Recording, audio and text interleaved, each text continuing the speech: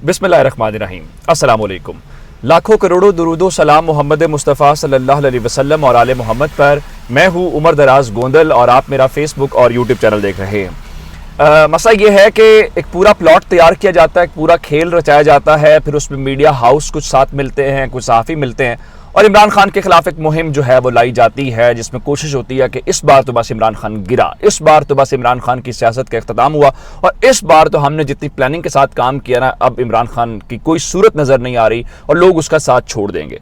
एक कोशिश ऐसी की गई है, लेकिन उस कोशिश से मुतल्लिक मैं अभी नहीं जाना चाहता। मैं आपको कुछ अच्छी खबरें इमरान खान से मुतल्लिक देना चाहता हूँ। कल एक इन्होंने लॉन्च किया था नवाज शरीफ को टीवी के ऊपर, वो जिस वजह से किया मैं आपको बता देता हूं, लेकिन वो भी उल्टा पड़ गया है और इमरान खान के ऊपर जो इन्होंने पाबंदियां लगाई हुई थी वो भी उल्टी पड़ गई हैं। मैं सिर्फ आपको एक खबर देना चाहता हूं, वो ये है कि इस्लामाबाद हाई कोर्ट के चीफ जस्टिस अतर मिनल्ला साहब वापस आ गए हैं और अतर मिनल्ला साहब ने वापस आते ही पहले ही दिन हुकूमत और जो पैमरा का मुबैना गठजोड़ है उसको उड़ा के रख दिया है और पाकिस्तान तहरीक इंसाफ को वाज़ेह रिलीफ मिला है। और रिलीफ सिर्फ ये नहीं है, कुछ बातें जरूर थी। आप जानते हैं कि वहां पे खान साहब के हवाले से कुछ बयानात थे, कुछ बातें ऐसी थी। अतर मिनल्ला साहब थोड़े से गुस्से में भी नजर आए। गुस्से से मुराद ये है जो रिमार्क्स अब तक हम तक पहुंचे हैं उसमें वो ये कह रहे थे कि मैं बड़े भारी दिल के साथ कहना पड़ रहा है कि जब मुल्क का सबसे मकबूल लीडर, एक तो उन्हें भी अंदाजा है कि मुल्क का मकबूल लीडर इमरान खान है, जब वो ऐसी बातें करेगा तो उनके फॉलोअर्स तक क्या पैगाम जाएगा, नीचे तक क्या उस बात को फॉलो किया जाएगा। उन्होंने तहरीक इंसाफ के वकील से ये पूछा कि क्या इमरान खान के ज़ेबा चौधरी जो जज साहिबा हैं उनके बारे में रिमार्क्स आप जस्टिफाई कर सकते हैं, क्या लोअर कोर्ट्स के बारे में इस किस्म के अल्फाज इस्तेमाल किए जा सकते हैं। उनका लोअर कोर्ट्स वाले पहले बहुत मुश्किल से काम करते हैं, माना कि वो एलीट की कोर्ट्स नहीं है, एलीट्स वहां पे नहीं जाते, लेकिन ऐसा लबो लहजा उनका ठीक है। हम तो हीने अदालत का इतना इस्तेमाल नहीं करना चाहते या आज़ादी इजहार राय भी देना चाहते हैं, लेकिन कुछ तो रेड लाइन्स हैं, वो क्रॉस करने की इजाजत नहीं दी जा सकती, वहां पे आके रोकना पड़ता है। लेकिन बहरहाल मसला ये था कि दो सूरत हाल थी। मैंने आपको कल बताया था 1 अक्टूबर 2020 को नवाज शरीफ के ऊपर पैमरा ने एक पाबंदी लगाई और उस पाबंदी को अब तोड़े हुए चंद घंटे हो चुके हैं। तमाम टीवी चैनल्स बशमूल पीटीवी ने नवाज शरीफ की तकरीर दिखाई और नवाज शरीफ के ऊपर पाबंदी है, वो सजा याफ्ता हैं, वो इश्तेहारी हैं, उसके बावजूद उनको दिखाया और ये पैमरा के अपने कानून की सेक्शन 27 की खिलाफ वर्जी है। अच्छा, इमरान खान को भी जरा लेवल प्लेइंग फील्ड करते हुए इमरान खान के ऊपर भी पाबंदी लगा दी गई। आज उनके वकील से पूछा गया कि आप ये बताइए कि इमरान खान की तकरीर के ऊपर पाबंदी क्यों लगी है। बताया गया जी इमरान खान की तकरीर नेशनल इंटरेस्ट के खिलाफ है। नेशनल इंटरेस्ट की क्या डेफिनेशन है, इसका कोई जवाब नहीं दिया गया। और इस बारे में आज चीफ जस्टिस अतर मिनल्ला ने कहा कि बादिउन नजर में इमरान खान की तकरीर के ऊपर पाबंदी का कोई जवाब नजर नहीं आता और ऐसा करके उन्होंने अपने इख्तियारात से तजावुज किया है। और अब इस्लामाबाद हाई कोर्ट ने इस सिलसिले में 5 सितंबर तक इमरान खान के ऊपर जो पाबंदी थी पैमरा की तकरीर लाइव दिखाने के हवाले से उसको खत्म कर दिया, यानी आज से पाबंदी खत्म हो गई है। उस नोटिफिकेशन को पैमरा के मुअत्तल कर दिया गया है।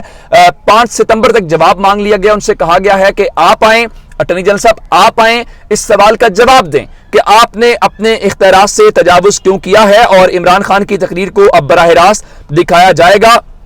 और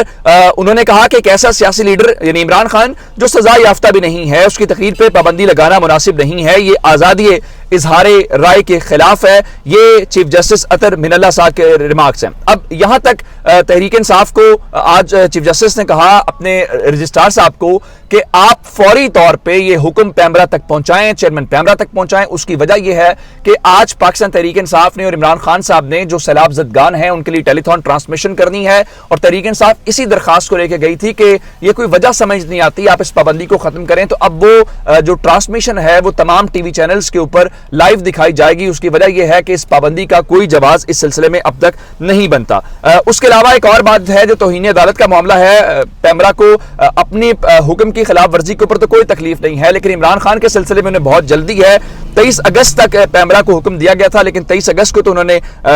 23 अगस्त को नोटिस जारी किया था। आज पैमरा ने अदालती हुक्म पे अमल दरामद की रिपोर्ट जमा करवा दी है और इमरान खान की तकरीर के मुतालिक भी बता दिया है। ये तो आज की सबसे बड़ी खबर है और मेरे ख्याल से ये हुकूमत के प्लान को बड़ा धचका है। इमरान खान को रोकने का जो प्लान था पहला यही था कि मीडिया की स्क्रीन से गायब किया जाए, उसके बाद बाकी चीजें देखेंगे। अभी फिलहाल आपको ये भी नाकामी का सामना करना पड़ा और उसके बाद अभी इंटरनेट वाला मामला चला गया, तो इसका मतलब यह कि खान साहब को आप यहां तक रोकने में मुकम्मल तौर पे नाकाम हो गए हैं। मैं आपको कुछ खबरें और इमरान खान के मुतालिक बताना चाहता हूं। एक शहबाज गिल का केस है, तोशा खाना केस के मुतालिक भी। तोशा खाना का जो केस है اس حوالے سے آج کیس کی سماعت ہوئی اور پاکستان تحریک انصاف کے جو وکیل تھے انہوں نے کہا کہ ہمیں اس بارے میں مزید تھوڑا سا وقت چاہیے، اور وقت اس لیے چاہیے کہ ہم اس بارے میں جواب جمع کروانا چاہتے ہیں، لیکن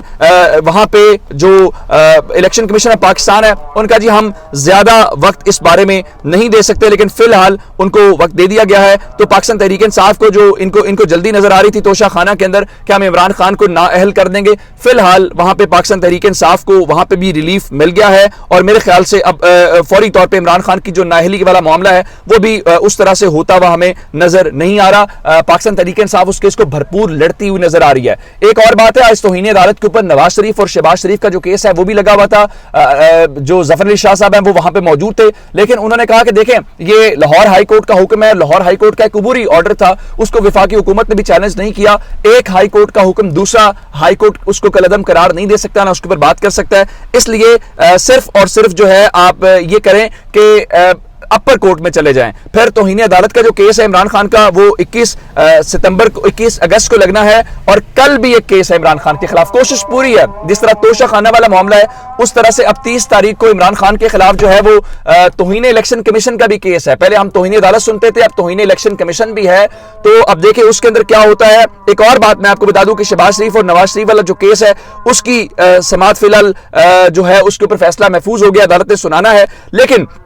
یہاں پہ ایک اور بات ضرور ہے جو آپ کو میں بتانا چاہتا ہوں، وہ آج 29 اگست کے حوالے سے ہے۔ آج 29 اگست ہے اور آپ سے 3 مہینے بعد آرمی چیف کی اپوائنٹمنٹ ہونی ہے، آج تک اسمبلیاں ڈیزالو نہیں ہوئی اور الیکشن بھی نہیں ہوا۔ اس کا مطلب یہ ہے کہ عمران خان اب نیا آرمی چیف اپوائنٹ نہیں کر سکتے۔ اس کا مطلب یہ ہے کہ اگر نیا آرمی چیف اپوائنٹ ہوتا ہے تو اگلا الیکشن بھی نئے آرمی چیف کے ہوتے ہوئے ہوگا۔ پاکستان تحریک انصاف کہیں خاموشی سے یہی چاہتی ہے کہ کمانڈ کی تبدیلی ہو جائے، کیونکہ جب کمانڈ کی تبدیلی ہوتی ہے تو اسٹیبلشمنٹ کی اپروچ کے اندر بھی ایک تبدیلی آ جاتی ہے، تو شاید معاملات تھوڑے سے الگ ہو جائیں، لیکن بہت سارے لوگ بہت سارے دعوے کر رہے ہیں، اس میں کتنی خبریں حقیقت میں ہیں وہ آپ کو میں بتانا چاہتا ہوں۔ پھر ایک اور بات ہے،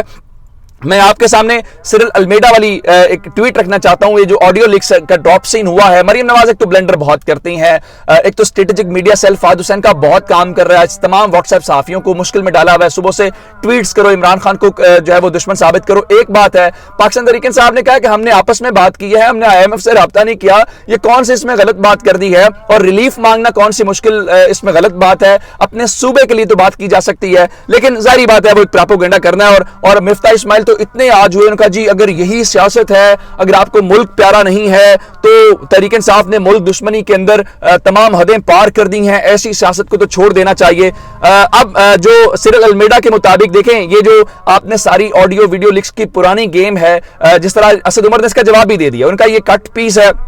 پرانی اسٹریٹجی ہے، اور تحریک انصاف کے ووٹر کے اوپر اس کا کوئی فرق نہیں پڑے گا، اور تحریک انصاف کا ووٹر اسی طرح سے کھڑا ہے عمران خان کے ساتھ۔ لیکن ایک بات ضرور ہے کہ آج مریم بی بی کوئی 60 سے زائد گاڑیوں کے قافلے کے ساتھ توسہ شریف اور جنوبی پنجاب پہنچی ہیں، اور وہاں پہ سیلاب خواتین، متاثرہ خواتین کو 5 گھنٹے انتظار کروایا گیا، بھوک اور پیاس میں مریم نواز کے انتظار کرتی رہی۔ ان کی توقع یہ تھی کہ مریم نواز جاتے ہوئے کوئی مالی امداد کا اعلان کریں گی، لیکن کوئی اعلان نہیں کیا، صرف اتنا ضرور کیا ہے کہ مریم بی بی نے ٹویٹر کے اوپر ایک خاتون، خود بھی انہوں نے سیاہ لباس پہنا ہوا تھا، ظاہری بات ہے وہ بھرپور کیا کہنا چاہیے تیاری کے ساتھ گئی ہوئی تھی ان کو افسوس کرنے کے لیے، ایک خاتون جو روتے ہوئے ان کے گلے لگی ہیں، ان کے ساتھ انہوں نے مل کے اپنی نیو پروفائل فوٹو ہے، نیو ڈی پی جس کو آپ کہہ سکتے ہیں، وہ ٹویٹر کے اوپر ضرور تبدیل کروا دی ہے۔ لیکن اس کے علاوہ آج بیچاروں کے لیے جو لوگ ڈوب رہے تھے ان کو کوئی کسی قسم کا ریلیف فراہم نہیں کیا گیا۔ ظاہری بات ہے ان کا مقصد بھی صرف اتنا ہی تھا، ابھی فوٹو سیشن کروایا جائے، یہ دیکھا جائے کہ مریم عوام کے ساتھ، اور پھر ہنا پرویز بٹ نے کہا کہ دیکھیں کس طرح سے یہ ہوتا ہے، بنی سلیم نے کہا کہ دیکھیں یہ بڑی پاورفل پکچرز ہیں، پھر وہ سیف صاحب نے لکھا، سیف عوان نے کہ دیکھیں ایک ماں کا دکھ ماں ہی سمجھ سکتی ہے۔ ہاں جی، ماں کا دکھ اتنے دنوں بعد سمجھ آیا، آپ حکومت میں ہیں، آپ کے بچے باہر ہیں، یہ بیچاروں جن کے ڈوبے ہیں ان کی کوئی مدد کریں، لیکن ظاہری بات ہے کوئی ان کا وہ مقصد پورا ہو گیا، ان کی پروفائل پکچر چینج ہو گئی ہے، چلیں یہ ان کے لیے کافی ہو گیا، اگلے چند دنوں کے لیے اب وہ جو راجن پور 4 دن لگے ان کو جاتے ہوئے وہ سٹف ان کے لیے حاصل ہو گیا۔ اپنا بہت سارا خیال رکھیے گا، خدا حافظ۔